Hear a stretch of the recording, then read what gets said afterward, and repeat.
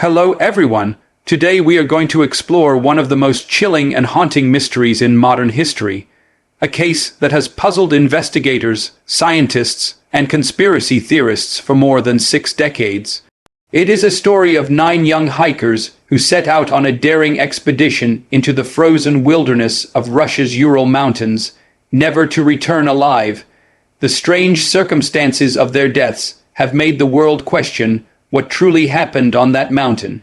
This case is known today as the Dyatlov Pass Incident. Our story begins in January of 1959, when a group of students and graduates from the Ural Polytechnic Institute in Sverdlovsk, now known as Yekaterinburg, planned a skiing and hiking trip into the northern Ural Mountains. The group was led by Igor Dyatlov, a 23-year-old engineering student known for his intelligence, leadership, and passion for adventure. Dyatlov carefully selected his companions, all of them young, strong, and experienced in outdoor survival. They were seeking to achieve a grade Roman III hiking certification, the highest level available in the Soviet Union at the time, which required a trek of at least 300 kilometers with several nights spent in difficult conditions. The group consisted of 9 members: Igor Dyatlov, the leader; Zinaida Kolmogorova, one of the few women in the group; Rustam Slobodin, an athlete and sportsman; Yuri Doroshenko, known for his toughness; Lyudmila Dubinina, who had survived previous injuries during expeditions; Alexander Kolvatov, a quiet but knowledgeable student; Nikolai Thiboks-Brignol, a geologist; Semyon Zolotaryov, a mysterious older man who joined at the last minute; and Yuri Krivonishenko, known for his humor and good spirit. Initially, there were supposed to be 10 members, including another Yuri Yudin, but he fell ill early in the journey and returned home, a decision that would ultimately save his life. The hikers departed on January 23, 1959, full of excitement and determination. They traveled first by train and then by truck, gradually making their way closer to the remote and icy peaks of the Urals. As they ventured deeper into the wilderness, they kept detailed diaries and took photographs, capturing their laughter, their teamwork, and their camaraderie. These diaries and photographs, later recovered, provide a haunting glimpse into their final days. On January 27, the group began their trek into the mountains. By January 31, they had reached a valley where they prepared supplies for the journey ahead, building a cache of food and equipment that they would collect on their return trip. On February 1, they began climbing toward the pass that would later bear Dyatlov's name. The weather worsened, with snowstorms and strong winds pushing against them. They lost their way slightly and ended up on the slopes of Kholat-Syakh, a mountain whose name in the local Mansi language means Mountain of the Dead. Whether by choice or accident, Dyatlov decided to camp on the exposed slope of the mountain instead of moving down into the forest for more shelter. It was here that they set up their tent, pitching it on the snow-covered incline, unaware that this would be their last night alive. When the group failed to return as scheduled by February 12, their families grew concerned. Initially, officials assumed that the hikers had simply been delayed, but as days passed with no word, search and rescue teams were dispatched. What they found would spark one of the greatest mysteries of the 20th century. On February 26, the searchers located the abandoned tent on the slope of Kholat-Syakh. The tent was badly damaged, partially collapsed, and covered with snow. But what truly shocked investigators was the way it had been cut open from the inside, as if the hikers had slashed their way out in a desperate attempt to escape. Inside the tent, the team found most of the hikers' belongings, including warm clothing, boots, and equipment. This suggested that the hikers had fled into the freezing night, with little more than the clothes on their backs. Following the tracks in the snow, rescuers discovered footprints leading away from the tent. Strangely, many of these prints were made by bare feet or only socks, some even by a single shoe. The tracks led down toward the edge of a forest nearly a mile away, where the first 2 bodies were found. These belonged to Yuri Doroshenko and Yuri Krivonishenko. Their bodies were discovered near a makeshift fire under a cedar tree, dressed in only underwear and lacking shoes. The branches of the cedar tree were broken high up, suggesting that one of them may have climbed it, perhaps to escape something, or to look for the tent. Not far from the cedar tree, the searchers found 3 more bodies: Dyatlov himself, Zinaida, and Rustam. They were all positioned as if trying to crawl back toward the tent. They too were lightly clothed and showed no external injuries beyond signs of hypothermia. With these 5 bodies recovered, investigators were still missing the remaining 4. It wasn't until 2 months later, in May, when the snow began to melt, that the remaining bodies were found in a ravine further into the forest, buried under several feet of snow. These last 4 hikers, Lyudmila, Thybox, Brignol, Kolvatov, and Zolotaryov, were discovered in a far more shocking condition. Unlike the others, they had severe injuries. Thybox, Brignol had a fractured skull. Lyudmila and Zolotaryov both suffered massive chest injuries, described by experts as similar to the force of a car crash. Even more disturbing, Lyudmila was missing her tongue, eyes, and part of her lips. Despite the gruesome injuries, there were no signs of external wounds, cuts, or bruises, only massive internal trauma. The mystery deepened further when forensic tests revealed traces of radiation on some of the hikers' clothing. This bizarre discovery fueled speculation of secret military experiments or exposure to something unnatural. The official Soviet investigation at the time concluded vaguely that the hikers died due to a compelling natural force, leaving more questions than answers. Over the years, countless theories have been proposed. Some believe the hikers were caught in an avalanche, forced to flee their tent in a panic. Others suggest a rare weather phenomenon, such as infrasound, low-frequency sound waves caused by the wind that can induce fear and disorientation.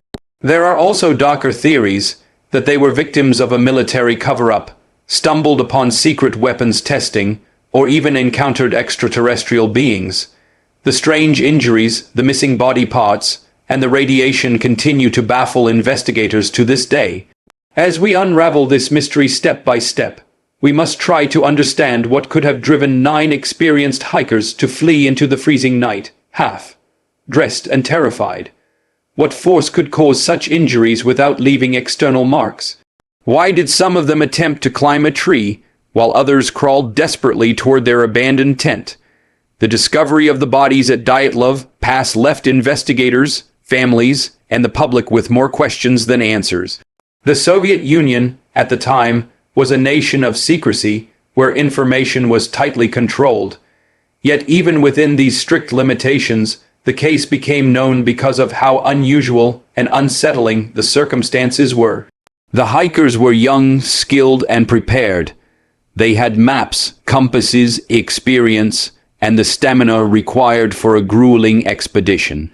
And yet something happened that forced them to abandon their only shelter, the tent, without proper clothing or footwear, in temperatures that plummeted to -30°C. The official files described their deaths as the result of an unknown compelling force. But what kind of force could drive 9 rational, capable hikers to their deaths in such a bizarre way? To unravel this, we must look at the leading theories that have emerged since 1959. Each one attempts to explain the evidence: the cut tent, the missing clothes, the scattered bodies, the strange injuries, and even the traces of radiation. One of the earliest theories was an avalanche. The idea is simple. The hikers may have heard the ominous sound of snow shifting above them, and in fear of being buried alive, they slashed their way out of the tent and ran for safety. In the freezing cold, they could not return in time and succumbed to hypothermia. This explanation has a certain logic. It accounts for why they left the tent so suddenly. But when examined closely, it begins to fall apart. The slope where they camped was not steep enough for a full avalanche. Furthermore, the tent and its surroundings showed no clear evidence of being swept by tons of snow. In fact, the tent remained partially standing when it was found. And perhaps most damning to the avalanche theory is the fact that some hikers died from massive internal injuries so severe that experts compared them to a car crash. An avalanche could cause crushing injuries, yes, but the absence of external wounds on the victims was unusual. Another theory involves katabatic winds, powerful and unpredictable gusts of air that can sweep down mountainsides with violent force. Such winds could have made the tent collapse or created an atmosphere of panic. Some scientists have even suggested the possibility of infrasound, low-frequency vibrations produced by the wind passing through the mountains. Infrasound can, under rare conditions, cause feelings of intense dread, nausea, and disorientation. If the hikers experienced such an effect, they might have panicked, cut open the tent, and fled. But again, this does not explain the traumatic injuries found on some of the bodies, nor does it account for why they did not attempt to regroup and return to the tent once the initial panic subsided. Others have pointed fingers at the Soviet military. The 1950s were the height of the Cold War, and secret experiments were known to be conducted in remote areas. Some theorists believe the hikers may have accidentally stumbled into a zone where weapons were being tested. There are reports of glowing orange orbs in the sky on the night of their deaths, seen by witnesses in nearby villages. These orbs could have been flares, rockets, or even experimental bombs. The radiation found on some of the clothing has fueled this theory further. Perhaps they encountered chemical weapons, explosives, or radioactive materials. Could the government have covered up the true cause to hide classified military operations? The fact that the case files were sealed for decades adds weight to the suspicion. Yet, the military theory, while popular, still leaves gaps. Why would such operations be conducted in that specific area? And why were only some clothes contaminated with radiation while others were not? The injuries themselves present one of the most baffling aspects of the case.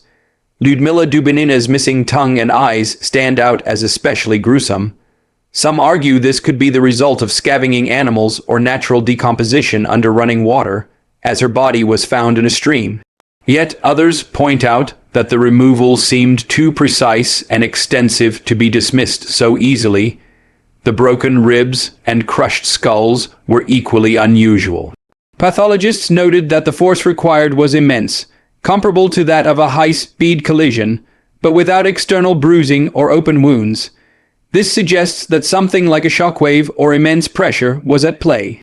Of course, no mystery of this magnitude would be complete without more speculative theories. Some suggest that the hikers were attacked by the indigenous Mansi people, whose land they were traversing. But investigators quickly ruled this out. The Mansi were peaceful, no signs of struggle or foreign footprints were found, and nothing was stolen from the camp. Others whisper about yetis or unknown creatures of the mountains, pointing to the strange injuries as evidence of a violent confrontation. While there is no real evidence for such an attack, the theory continues to live on in popular imagination. The possibility of extraterrestrial involvement also lingers. Those orange orbs seen in the sky. Some interpret them as UFO, the radiation evidence of alien technology. The sudden panic and injuries, a result of contact with something beyond human understanding. While these ideas capture the imagination, they lack tangible proof. Yet the mystery is so strange that many believe only something extraordinary could explain it. Let us not forget the role of Yuri Yudin, the hiker who left the expedition early due to illness. He later admitted that his survival haunted him for the rest of his life. Yudin spent years trying to uncover the truth, meeting with investigators and revisiting the evidence. He firmly believed that the government knew more than they revealed. Until his death in 2013, he maintained that the official explanation was incomplete and that some dark secret was being kept hidden. Over the decades, researchers have returned to Dyatlov Pass to study the site, the records, and the theories. In 2019, the Russian government reopened the investigation. Their conclusion in 2020 was that a rare type of avalanche, combined with poor visibility and disorientation, was the most likely cause.